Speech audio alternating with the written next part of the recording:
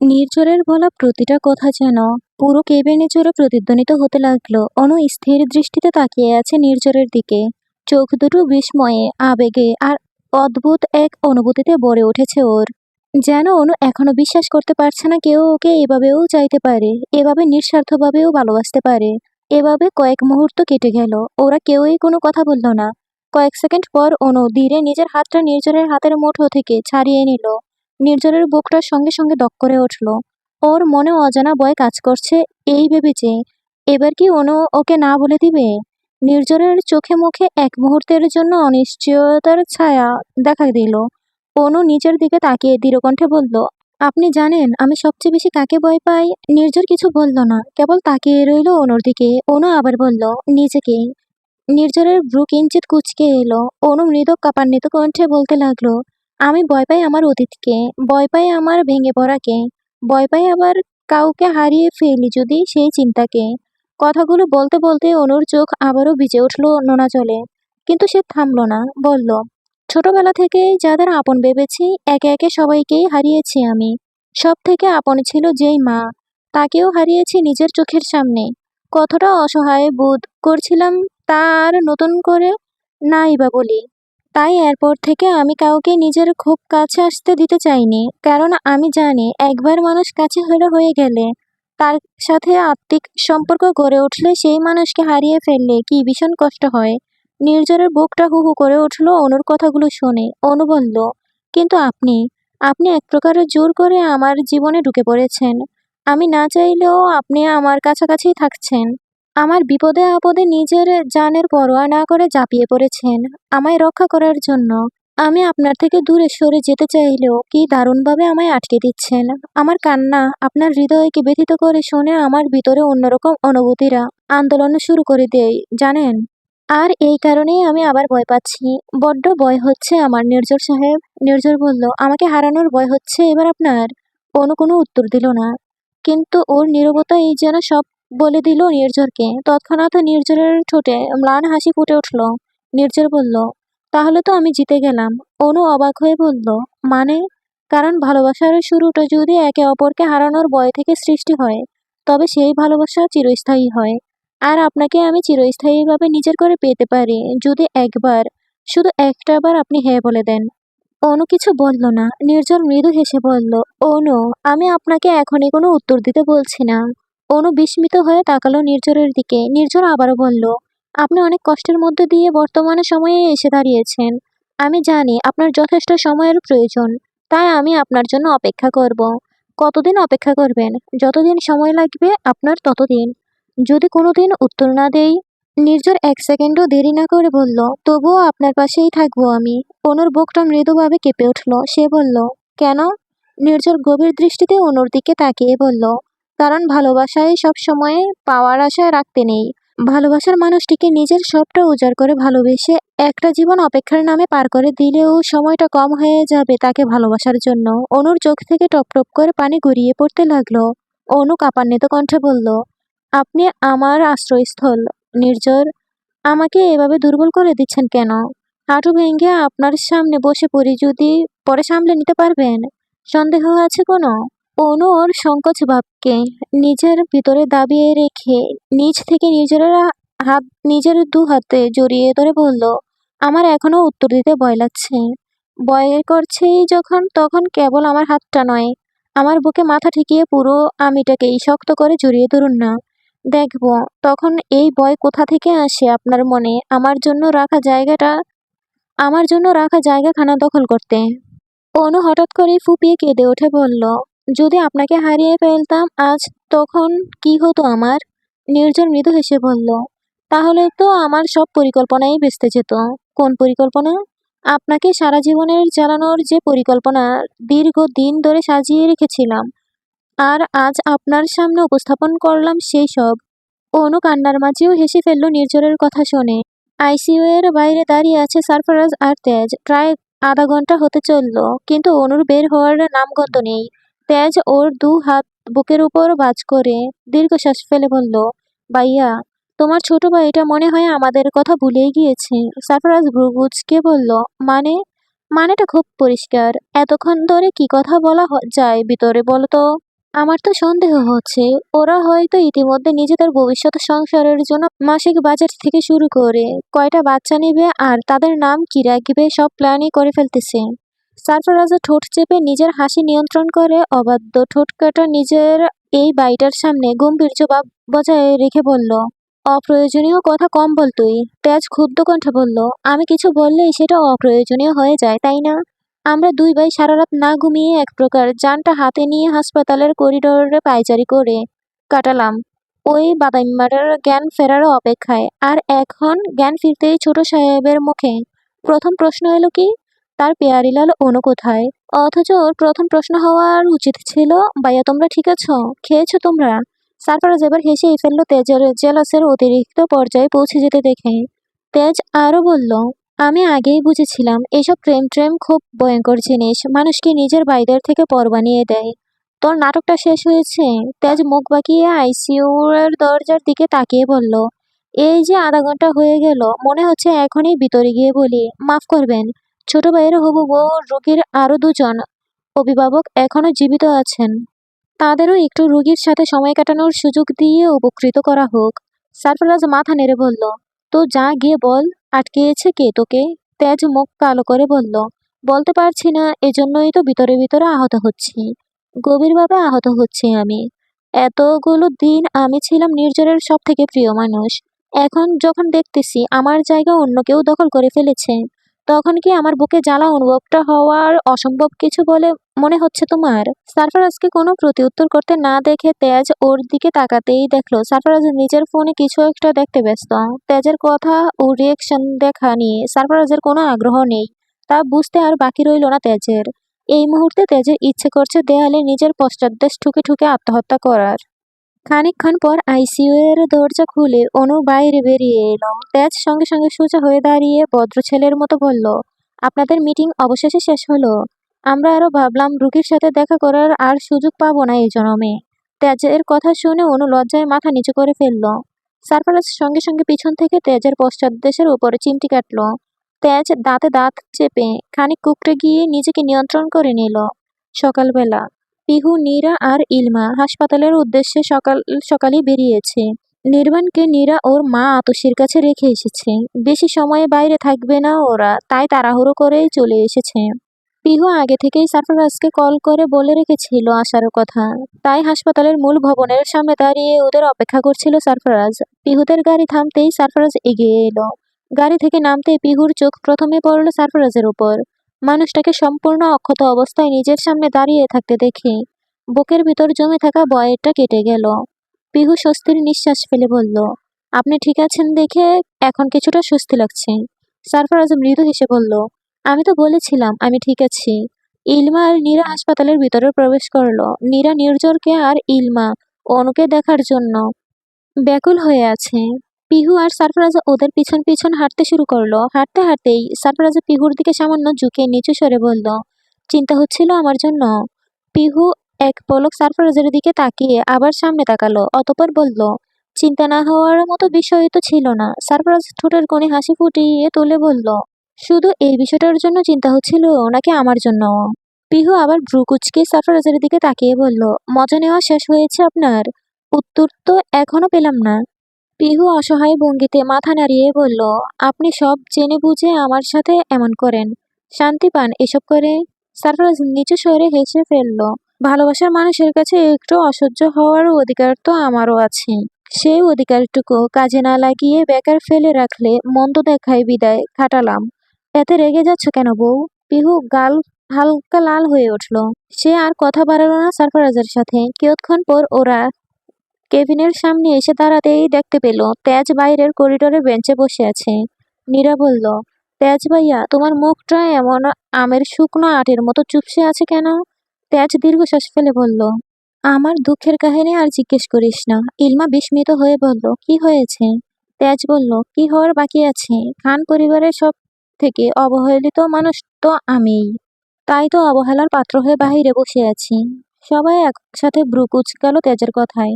তেজ আক্ষেপের স্বরে বলল, সকাল থেকে অনু ম্যাডাম নির্ঝরের কেবিনে ঢুকে বসে আছেন, এখনো পর্যন্ত বের হওয়ার নামগন্ধ নেই তার। আর আমার বড় ভাই অর্থাৎ এই মহান ব্যক্তি একবারও বলল না তেজ, এবার তুই ভিতরে যা, তোর ছোট ভাইয়ের সাথে দুইটা কথা বলে আয়। তেজের জেলাসের মাত্রা পরিমাণ করতে পেরে পিহু হেসে ফেলল।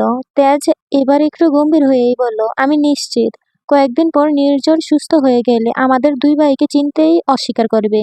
নীরা হেসে বলল, মেজো ভাইয়া, তুমি যে এত পরিমাণে জেলাস ফিল করবে অনুর ছোট ভাইয়ার কাছাকাছি বেশিক্ষণ থাকার কারণে, তা হয়তো ভিতরে বসে ওরা দুজনে বুঝতেই পারেনি। তেজ সঙ্গে সঙ্গে প্রতিবাদ করে বলল, আমি আর জেলাস? না না, কি যে বলিস তুই! আমি তো শুধু আমার ভাইকে হারানোর সুখে কাতর হচ্ছিলাম একটু। ইলমা বলল, অভিনয়ে এখনো পরিপক্ক হয়ে উঠতে পারেননি আপনি। তোমরা কেউ আমার কষ্ট বুঝলে না। ঠিক তখনই কেবিনের দরজা খুলে ভিতর থেকে অনু বেরিয়ে এলো। ওর চোখ দুটো হালকা লাল হয়ে থাকলেও মুখশ্রী জুড়ে প্রশান্তির ছাপ স্পষ্ট ফুটে থাকতে দেখলো সবাই। অনুকে দেখেই তেজ উঠে দাঁড়িয়ে বলল, অবশেষে আমাদের মতো গরিব আত্মীয়দেরও এখন ভিতরে যাওয়ার সময় হবে বলে মনে হচ্ছে। অনু আবারও লজ্জায় মাথা নিচু করে ফেলল। সারফরাজ হালকা কাশি দিয়ে বলল, ঠিক আছে, সবাই ভিতরে যাও, তবে নির্ঝরের সাথে বেশি কথা বলবে না কেউ। ডাক্তার ওকে বিশ্রাম নিতে বলেছেন। সবাই মাথা নেড়ে সম্মতি জানালো। নীরা, পিহু আর তেজ ভিতরে প্রবেশ করলেও ইলমা থেকে গেল। অনুর কাছে গিয়ে ওকে ভালোভাবে ওপর থেকে নিচ পর্যন্ত দেখে নিয়ে নিজের বুকের সাথে জড়িয়ে নিল। আবেগঘন একটা পরিবেশ তৈরি হলো। রক্তের বন্ধন না থাকলেও ইলমা আর অনু দু বোন হয়ে গিয়েছে অনেক আগেই। অনুর হঠাৎ নিখোঁজ হয়ে যাওয়া এত বড় বিপদ থেকে নিরাপদে অক্ষত অবস্থায় ফেরত আসতে পারবে কিনা সেই চিন্তায় ইলমা গতকাল বড্ড অস্থির হয়েছিল। অনু হাসি মুখে বলল, আজ এই আমিটা যে সম্পূর্ণ সুস্থ অবস্থায় তোমাদের সামনে দাঁড়িয়ে আছি, এর পিছনে সব থেকে বড় অবদান ছিল নির্ঝরের পাশাপাশি সারফরাজ ভাই ও তেজ ভাইয়ের। একল ওকল জুড়ে নিঃস্ব আমিটার জন্য ওনারা যে এতটা করবেন, আমার জান বাঁচাতে নির্ঝর তার নিজের জানের মায়া ত্যাগ করে লড়বেন, তা আমি কল্পনাও করতে পারিনি। পাশ থেকে সারফরাজ অনুর মাথায় হাত রেখে স্নেহভরা কণ্ঠে বলল, তোমাকে আর ইলমাকে নীরার মতোই আমি আমার ছোট বোন হিসেবে মনে করি অনু।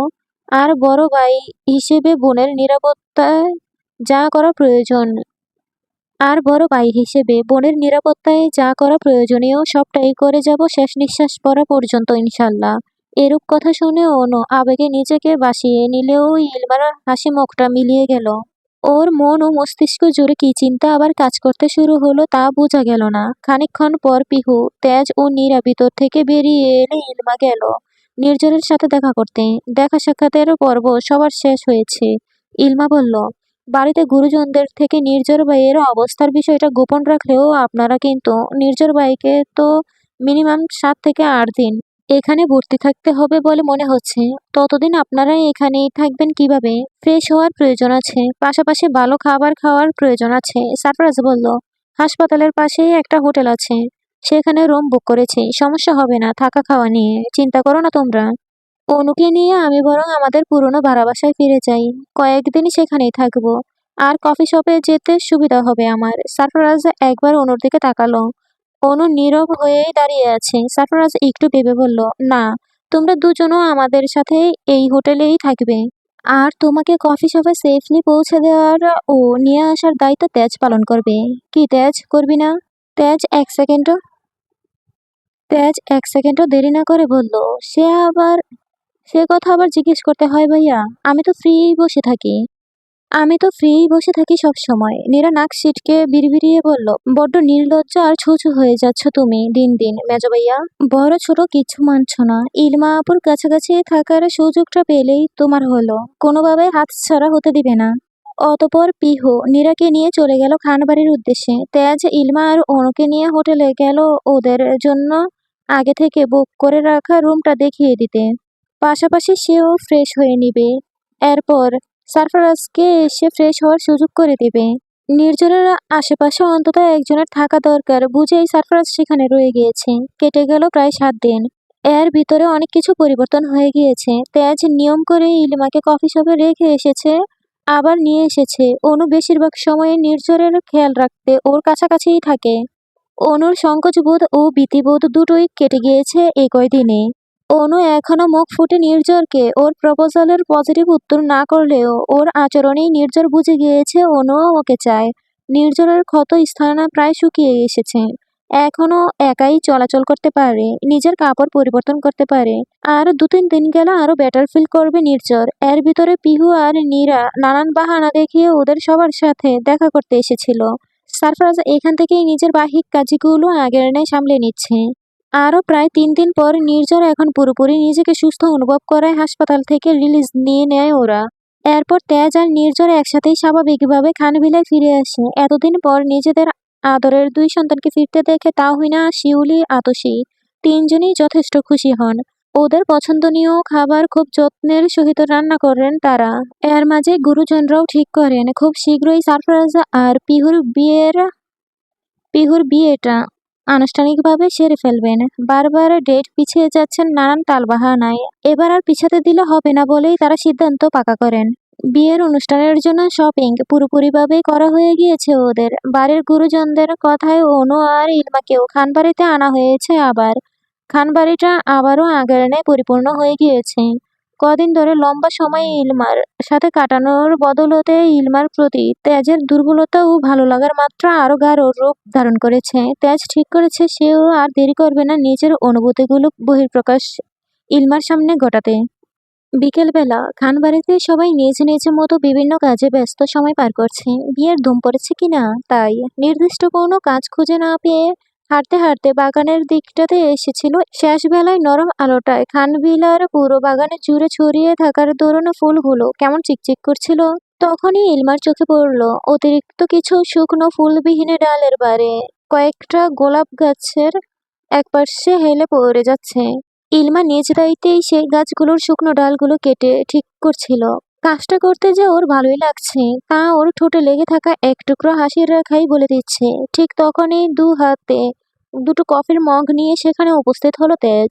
নিজের রুমের ব্যালকনিতে দাঁড়িয়েতেই নিচে ইলমাকে একলা ফুলের গাছের পরিচর্যা করতে দেখে নিজ হাতে কফি বানিয়ে এনেছে সে। এই সময়টাকে একটু যদি কাজে লাগাতে পারে সেই ভেবে।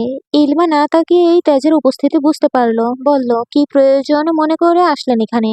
তেজ বলল, প্রয়োজন না থাকলে কি আপনার আশেপাশে আসা হয় না আমার? ইলমা শেষ ডালটা ছাঁটাই করে পাশেই থাকা পানির নলটা ছেড়ে ময়লা হাত ধুয়ে তেজের দিকে তীক্ষ্ণ নজরে তাকিয়ে বলল, আপনার ক্ষেত্রে তো দেখলাম না, কারণ আপনি যখনই আমার সামনে আসেন বুঝে যাই কিছু একটা উদ্দেশ্য আছে আপনার মনে। তেজ ভ্রু তুলে বলল, তাহলে আমি এতদিন এই ইমেজটাই বানিয়েছি আপনার নজরে? কোনো সন্দেহ নেই আমার। আর আমি যদি বলি আজ সত্যিই কোনো উদ্দেশ্য নিয়ে আসেনি, মানবেন? এই বলে কফির মগটা তেজ ইলমার দিকে বাড়িয়ে দিল। ইলমা কফির মগটা হাতে নিয়ে এক চুমুক দিয়ে বলল, সত্যিটা তাহলে চোখে চোখ রেখেই বলুন। তেজ এক মুহূর্তের জন্য থেমে গেল, অতঃপর হালকা হেসে বলল, খুব সহজেই ধরা পড়ে গেলাম, এজন্য ভালো লাগছে না। ইলমা নির্লিপ্ত স্বরে বলল, আমি জানতাম উদ্দেশ্য ছাড়া আপনি আসেননি। মিলল অবশেষে। তেজ কিছুক্ষণ চুপচাপ দাঁড়িয়ে রইল, তারপর বলল, জানেন আগে আমি কোনো একটা জায়গায় আধ ঘন্টাও ঠিকভাবে স্থির থাকতে পারতাম না।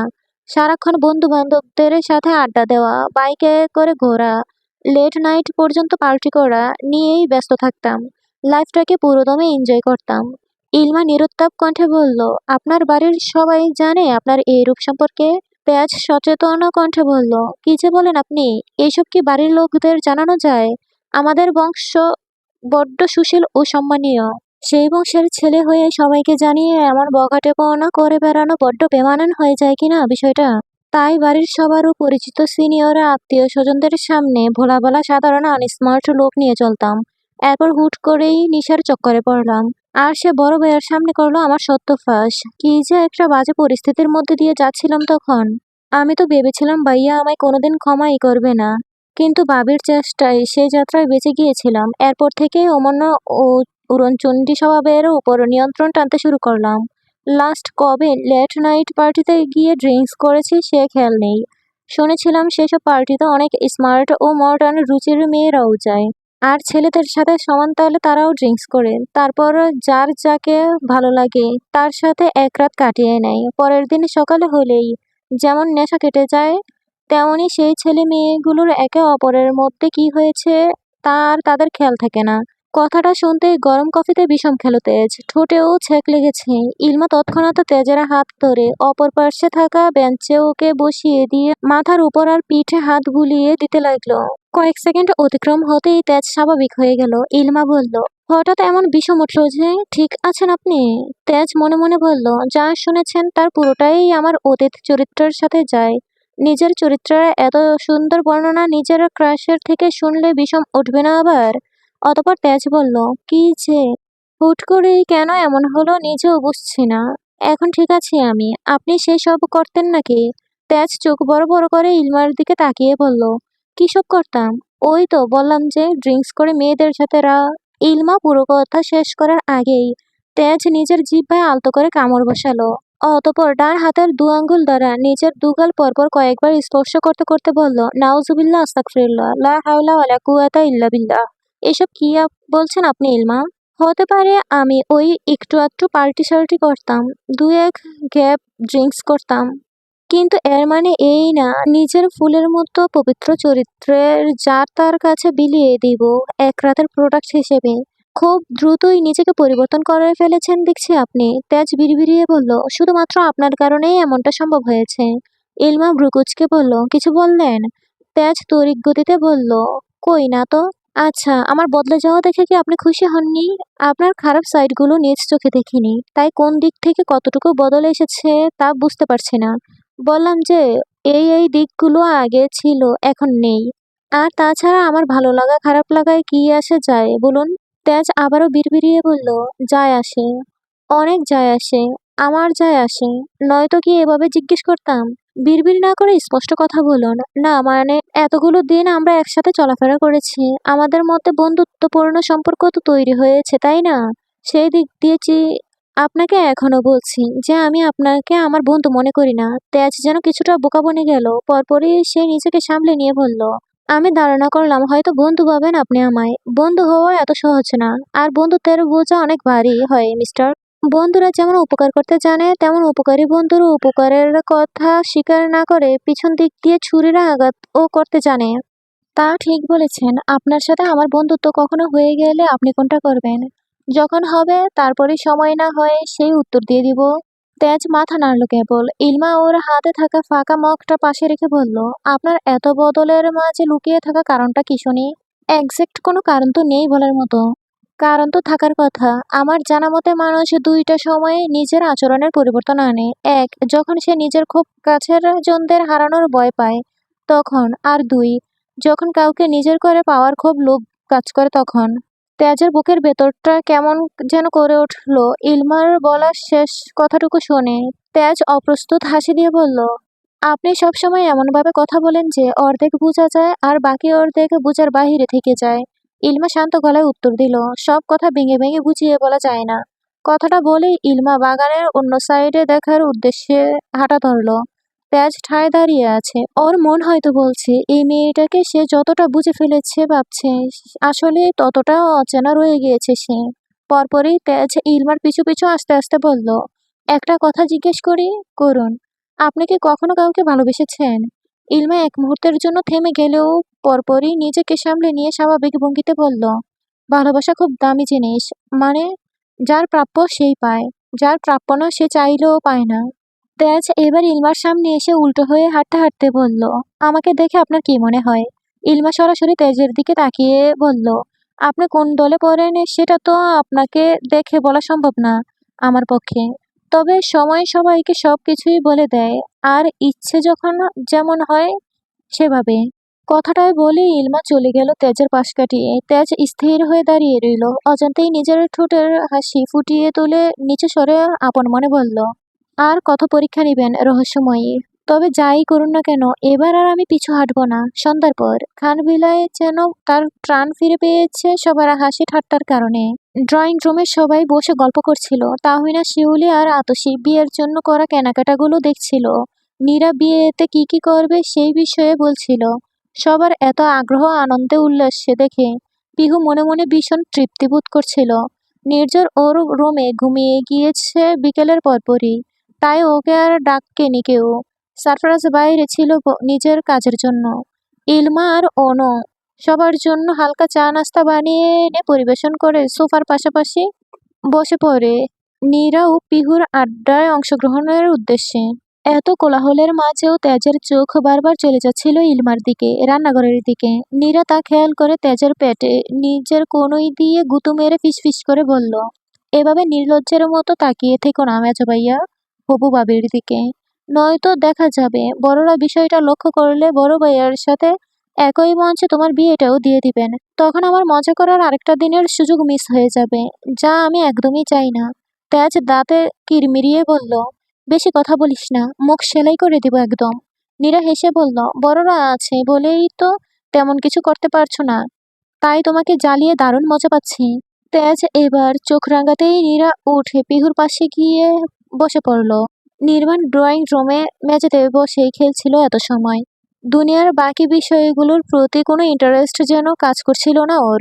হঠাৎই কি বুঝে খেলা ছেড়ে উঠে এসে নির্বাণ তেজেরা হাটের উপর নিজেরা দুহাঁটু রেখে একটু হেলে আদো আদো কণ্ঠে বলল, তা আমি তা কব।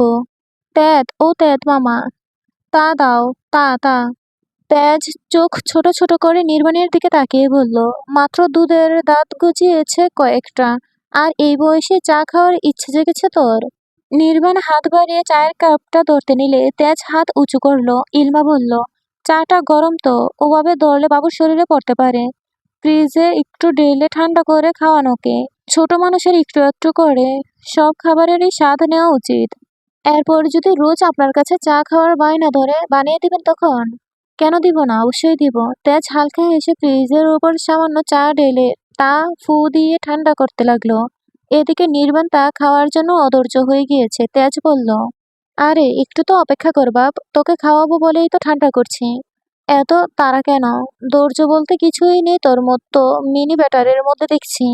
নীরা, পিহু ও নির্বাণের চা খাওয়ার চেষ্টা দেখে নিঃশব্দে হাসছে। কিয়ৎক্ষণ পর তেজ ফ্রিজটা নির্বাণের মুখের কাছে ধরেছে।